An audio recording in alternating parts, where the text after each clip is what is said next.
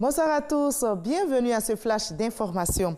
Le vice-président Daniel Kablan-Duncan est arrivé hier à New York aux États-Unis. Il va représenter le chef de l'État Alassane Ouattara à la 74e Assemblée générale de l'ONU qui se tient du 24 au 30 septembre prochain. Les principales thématiques qui seront développées sont entre autres la santé, l'éducation, le développement, la sécurité internationale, le maintien de la paix. Le vice-président Daniel Kablan-Duncan interviendra à la tribune de l'ONU le jeudi 26 septembre prochain. Il présentera la communication de la Côte d'Ivoire à l'ouverture du débat général. Je vous propose d'écouter le vice-président Daniel Kablan-Duncan à son arrivée à New York. Nous sommes vraiment honorés et heureux de représenter le président de la République, son Excellence M. Alassane Ouattara, à cette 74e session de l'Assemblée générale des Nations unies. Vous savez que cette session était vraiment importante puisqu'il y a plusieurs points à l'ordre du jour, et notamment le thème général, dynamiser les efforts multilatéraux de manière à pouvoir lutter contre la pauvreté, travailler en faveur des changements climatiques positifs. Mais aussi, il est prévu plusieurs rencontres. Nous devons rencontrer un certain nombre de chefs d'État à la demande du président de la République. Et il est prévu aussi de rencontrer beaucoup le secteur privé, de manière à pouvoir, disons que, répondre à leur désir d'investir en Côte d'Ivoire. La première dame Dominique Ouattara revient des États-Unis où elle a multiplié les initiatives au profit de l'État ivoirien lors donc de son séjour à Washington précisément. Une offensive diplomatique donc dans le cadre de la lutte contre le travail des enfants. C'est une action qui est saluée par des partenaires de la Côte d'Ivoire, notamment le NDI, National Democratic Institute, qui félicite le président ivoirien et la première dame Dominique Ouattara pour leur leadership.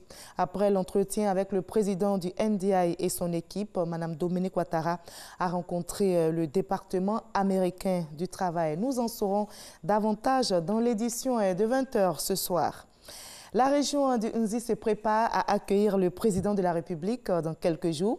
Une visite qui suscite déjà de l'espoir chez les populations qui ne cachent pas du tout leur désir de voir fonctionner à nouveau l'usine Utexi de Dimbokro, une usine spécialisée dans la filature et la fabrique de tissus. L'Utexi, ce fleuron donc de l'industrie cotonnière de notre pays, est fermé depuis fin 2017, ce qui a fait perdre à 800 personnes leur emploi. La région de Nzi appelle donc à l'aide pour la réouverture et espère trouver gain de cause avec l'arrivée du président Alassane Ouattara sur le sol. Les forces démocratiques de libération du Rwanda ont un nouveau chef. Il s'agit de Pacifique Antogwaka. Ce major général remplace Sylvain Mudakumura. Il a été formé comme spécialiste dans les hélicoptères de guerre. Il a joué plusieurs rôles de commandement au sein des FDLR pendant longtemps, avant le décès de Sylvestre Mudakumura. Cette milice Hutu sévit depuis 25 ans maintenant dans l'est de la RDC.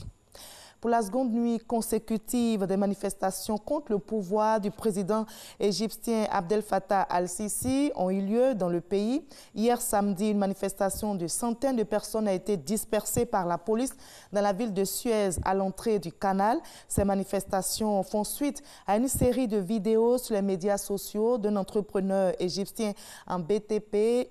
Depuis donc l'Espagne, ce dernier dénonce la corruption et la mainmise de l'armée sur le secteur du bâtiment.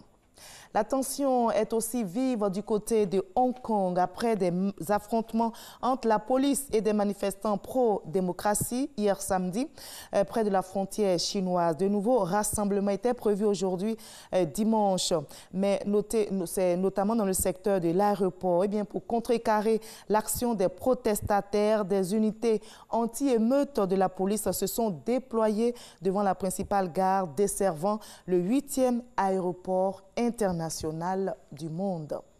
On va se retrouver dans la paix à 20h pour la grande édition tout à l'heure.